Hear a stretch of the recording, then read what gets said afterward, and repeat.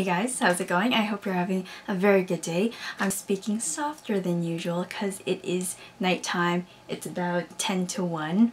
I know. I got to get this book review done for you guys and wrap up the month so I could do my book haul video soon, and I'm very excited for that. But anyways, let's get straight to the book reviews. To make it easier for you guys, I've added annotations at the bottom, so if you're wanting to watch a specific review, feel free to click on that annotation and you'll jump right to that review, so no scrubbing in the timelines. And so for this month's in conclusion video, I'm reviewing The Agency, A Spy in the House by Y.S. Lee, The Curious Incident of the Dog in the Nighttime by Mark Haddon, and a few Sherlock Holmes stories by Sir Arthur Conan Doyle. This month I read A Study in Scarlett, The Sign of Four, and a short story called A Scandal in Bohemia. So let's get right to it. Let's start off with The Agency, A Spy in the House by Y.S. Lee. This was my YA choice of the month. So our main character is Mary Quinn, and she's introduced to us in the story as 12 years old. She's found guilty of thievery, and as her punishment she is sent to the gallows. But luckily these women from Miss Scrimshaw's Academy for Girls rescues her, and that's where Mary Quinn gets her second chance. That's where she gets her education, learn all the fine manners of being a lady. Hop, skip, and a jump 5 years later, we find Mary Quinn. She's now 17 years old and she's exploring different career options, but none of them are appealing to her. So that's when she's introduced to the agency to become a female detective. As her first assignment, she's on recon duty to investigate this family that is being suspected of smuggling goods through their business. Through events and circumstances, she meets Mr. James Easton, and he's also looking into the family for his own reasons. So that's basically where the plot takes off. So let's talk about our characters next. Mary Quinn is a really great female protagonist. There's not too many YA female characters that I really enjoy reading, but Mary Quinn was on point. She is strong, independent, determined, resourceful. She's quite focused on the task at hand. I really admired Mary Quinn's determination throughout the novel. Next, guys, let's talk about Mr. James Easton. He makes for a very fine romantic interest for Mary Quinn's character. The novel itself isn't overly saturated with romance, far from it, but it was nice. There was nice chemistry and tension between James's character and Mary Quinn. I really like that a lot. He's determined, resourceful as well. He also has a family business to think of, and his interest in preserving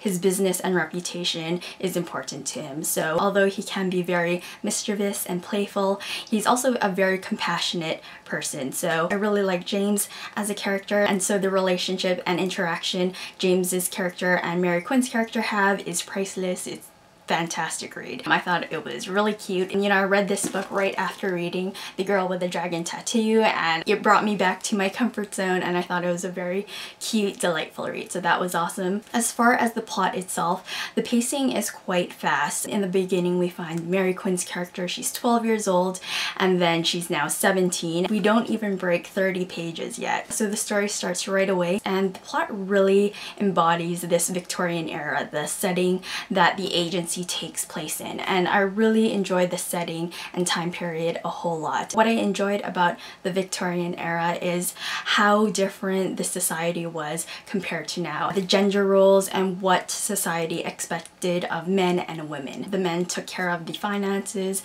the business, and all that, and the women were expected to marry into rich families and uphold society's expectations and nothing more. So what I really liked about the setting was that Mary Quinn broke through those expectations. She exceeded it, which I really liked. And also, how can I forget the Victorian era really, adds that little something something to the relationship aspect and the romance. Back then it was much more modest. The courting and the relationships were much more sweet, I guess. I guess there was a lot more tension back then, so that added tension was really nice when it came to the romantic relationship aspects. Yeah, I know. So with that being said, guys, I'm going to give The Agency 4 stars out of 5. I really enjoyed it. If you're looking for a fast-paced, quick mystery read, I definitely recommend The Agency. Our main character is excellent. I can't wait to see how her character develops in the next books. So my next book review for you guys is The Curious Incident of the Dog in the Nighttime, and this was written by Mark Haddon. I heard really great things about the book. It was quite the experience, quite the read. Our main character is Christopher, and he has autism, and for Christopher, he takes things very literally, interpreting and conveying emotions is really difficult for him. So the book starts with Christopher finding his neighbor's dog Wellington murdered with a garden fork stuck in its body, and he's very upset about this. And the first half of the book is about Christopher trying to solve this mystery of who killed Wellington. But as you progress further into the book, you find out it's really not about that murder mystery at all, but about Christopher's character, how he sees the world, how he thinks, and how his autism affects himself and the people around him. So it was quite an insightful read. The perspective was, oh my gosh. We'll get into that. But anyways, I will talk about the plot, characters, and writing all in one go because they kind of go hand in hand with one another. So the book is written in first-person perspective from Christopher's point of view, and like I said, Christopher has autism and sees the world in a very different way than you and I do. He takes in so much information and he's so observant about the world around him. He can pick up very small details, and he really enjoys math and science, and that goes to work in how he thinks as well. And throughout the story, it's Christopher going off on these different tangents. Mark Haddon does an excellent job of portraying Christopher's character. The experience was quite jarring, disorienting, reorienting. There was so much facts and observations and information that kind of didn't really relate to the story so much. So on one hand, Mark Haddon is able to convey Christopher's character so well, and the effectiveness of this narration style really shows you how Christopher thinks. And on another hand, I felt personally quite disconnected because Christopher goes off on different tangents. I felt myself kind of detached to the overall storyline. Like I said before, I think the storyline really is about Christopher's character, which Mark Haddon does really well, and how he affects the people around him. And we get to see his home life and how he affects his father. And when it came to the aspects of his family, I was really focusing in. I really loved the contrast between Christopher and the people around him. You know, on one hand, I was able to connect with Christopher's character and have a really great sense of who he was as a person, but at the same time, I felt quite disconnected to the actual overall storyline. So it was quite weird. With that being said, guys, I'm going to give and a half right there to The Curious Incident of the Dog in the Nighttime. I give it 3.5 stars. You know, I thought the writing was well done and the effectiveness of the narration style really captured Christopher so well. Towards the end of the book, we see Christopher's development as a character, and he really pushes himself to his limits, out of his comfort zone, and I really admire Christopher for that and his development. It was really great to read about. But yeah, I was hoping to like it a lot more. I know a lot of people really enjoy this book. I would still give it a readable rating. It's really insightful, getting into the head of someone who has autism, a perspective I have never come across before, so I thought that was really cool. So the last book I will be reviewing for you guys, well, not the whole book, just 3 of them, is the Sherlock Holmes stories by Sir Arthur Conan Doyle. And as you can see there, I've gotten that far. I read 3 stories: A Study in Scarlett, The Sign of 4, and A Scandal in Bohemia. And I will go over like really brief synopsis on each story. And so A Study in Scarlett is of course our introduction to Dr. John Watson and Sherlock Holmes, which was very exciting and very cool. The first case we're introduced to is a murder mystery motivated by what else? Revenge. And that's pretty much the lowdown on A Study in Scarlett. The next story, The Sign of 4, is another murder mystery, but this one has more variety, diverse aspects to the story, which I really enjoyed. There's a treasure hunt, there is a little bit of a romance, betrayal, revenge, and the last story, A Scandal in Bohemia. This king seeks the help of Sherlock Holmes, and he's being threatened by this woman he had relations with previously. This king is about to get married, and he doesn't want his fiance to know about this relationship he had with this woman named Irene Adler. Sherlock Holmes has to assess the situation and help this king retrieve the piece that Irene Adler is using for blackmail. Out of the 3 stories, I really enjoyed A Scandal in Bohemia the most. I liked it a lot. Let's talk about the plot and storylines for each one. For A Study in Scarlet and The Sign of 4, I felt the mystery aspect of the stories were just okay. You know, they're murder mysteries. There wasn't really anything outstanding that really stood out to me that made it a jaw-dropping kind of story gripping read. I was just expecting more as far as the plot line is concerned. Those two stories were slow paced. I did like The Sign of Four a little bit better than A Study in Scarlet. Again, it had more diverse aspects to the story, like the treasure hunt and the chase scene and a little bit of romance with a couple of our characters, so that was really cool. And I'm not talking about Watson and Sherlock Holmes, you guys. I'm kidding. But yeah, I thought the romance aspect was nice and sweet. But yeah, for the most part, I thought the storylines were alright. I think more than anything, the storylines just really enhanced the characteristics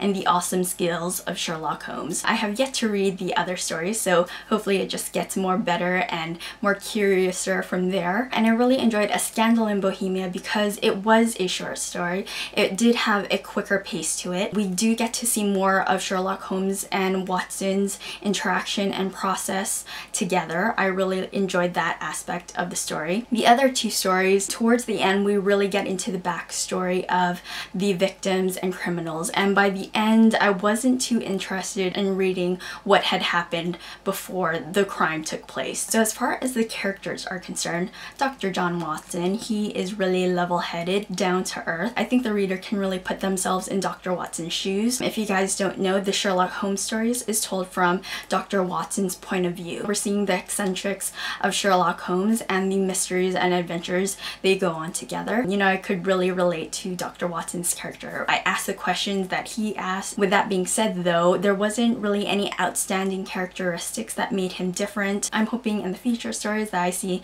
more of Dr. Watson's personality. I think that's what he's lacking, personality. I'm wanting more from Watson. You know, he's quite compliant to Sherlock Holmes's requests and he's quite the flatterer to Mr. Sherlock Holmes, but I want more, Watson. I'm needing more. Yes.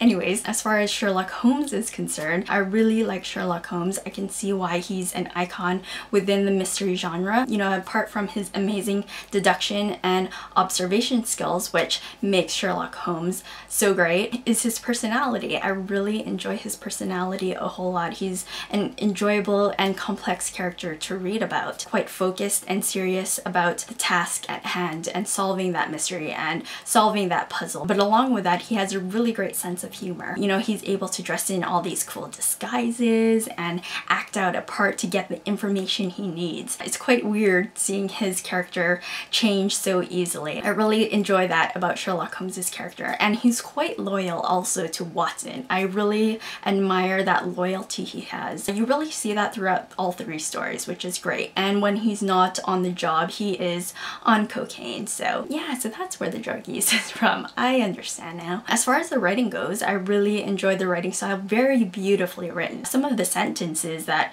Sir Arthur Conan Doyle comes up with was like, wow. Like, I stopped and it's like, that's a really great sentence. And there were a couple of moments where I had to reread certain paragraphs just to understand what was going on. So yeah, as I progressed from story to story, it just kept getting better and better, and hopefully the next stories I read will just get more awesome. And I haven't broken through any of the stories with Moriarty in it yet. I know, I was hoping to find that character in one of the stories, but we'll see in the future. So that being said, guys, I'm going to give A Study in Scarlet 3 stars out of 5, and The Sign of Four 3.5 out of 5, and A Scandal in Bohemia 4 out of 5. Like I said, each story gradually got better. What I really enjoy most is the interaction and process Sherlock Holmes and Dr. Watson have with one another. I'm hoping to read more of that. And I'm really hoping some of the mysteries are more complex, more intriguing. That is all my reviews, guys. What I thought for the month